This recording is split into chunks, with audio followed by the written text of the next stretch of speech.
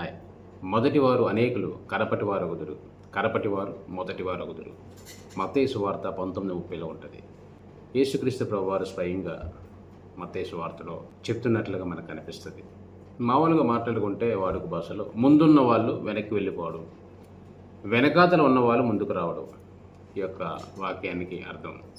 పరుగు పందెం గురించి మనం మాట్లాడుకుంటే 5 కిలోమీటర్లు, 10 కిలోమీటర్లు, 15 కిలోమీటర్లు పరుగు పందాలు కనిపిస్తాయి. దాంట్లో చాలామంది పాల్గొంటుంటారు. ప్రతి ఒక్కరూ పాల్గొనడానికి అవ్వదు.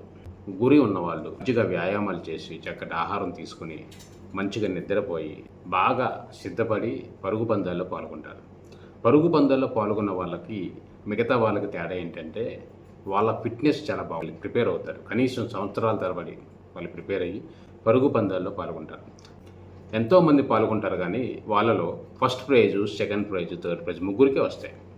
100 మంది పాల్గొన్నా ముగ్గురే గెలుస్తారు. అందులో మొదటి ప్రైజు ఒక్కరికే వస్తుంది.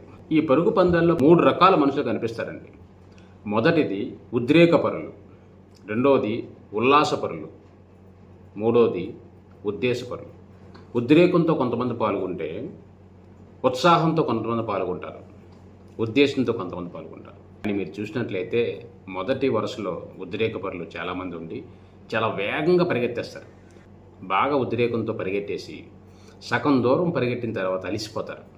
అలిసిపోయి గుండె గాబరా వచ్చి సహనం కోల్పోయి ఓపిక తగ్గిపోయి మెల్లగా వాళ్ళ పరుగు తగ్గుముఖం పడుతుంది.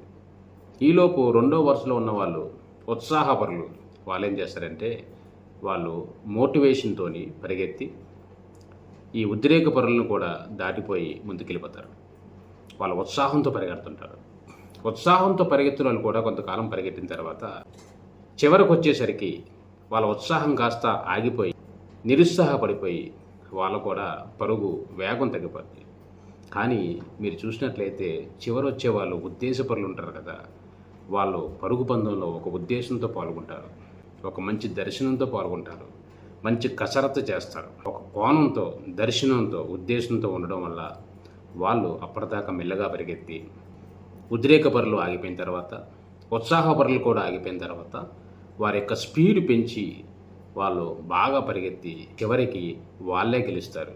మొదటి ప్రైజు ఉద్దేశపరులకు వస్తుంది, రెండో ప్రైజు ఉత్సాహపరులకు వస్తుంది, మూడో ప్రైజు ఉద్రేకపరులకు వస్తుంది. మొదటివారు అనేకులు కడపటివారు అవుతున్నారు, కడపటివారు మొదటివారు అవుతున్నారు. ఇది ఈ యొక్క వాక్య వివరణ. Thank you.